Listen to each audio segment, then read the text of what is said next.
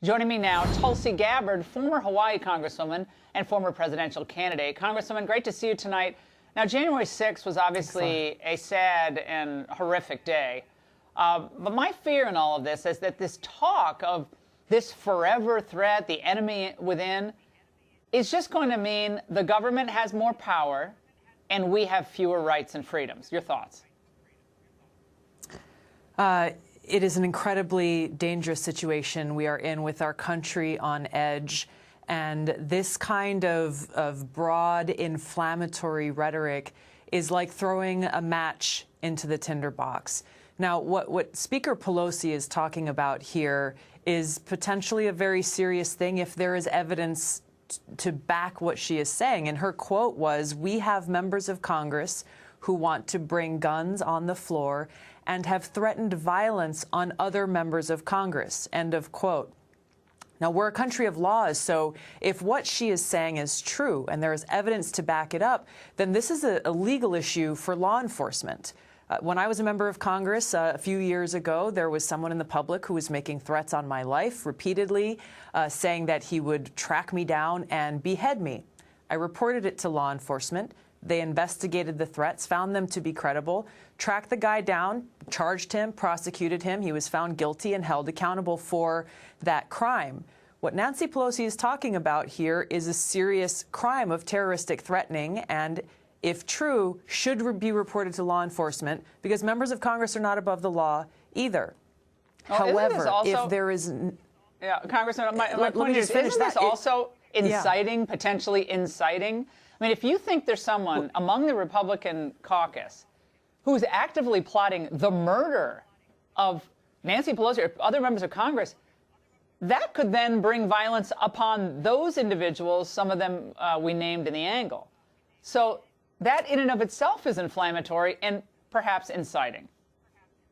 Well, exactly. That's really the issue here. If this is a criminal threat, let law enforcement deal with it.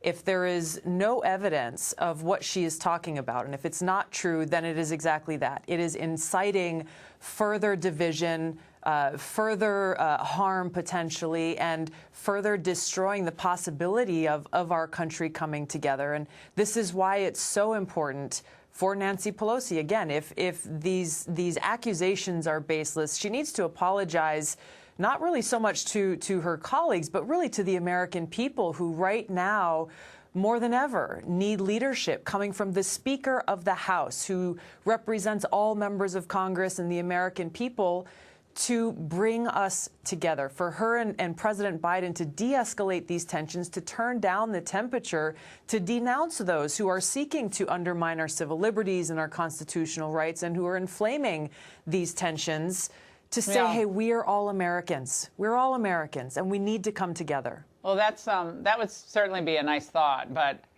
it certainly looks like this is stage setting going on, Congresswoman. I mean, they're setting the stage for, okay, because of this threat, we need to either have aggressive gun control, we need to put a wall around the Capitol, we need to have more metal detectors in Washington. Washington has to be a state. I mean, whatever it is, it seems like this is a perfect way for them to, set that narrative and set it early to justify future encroachment on civil liberties. And that's what I'm worried about.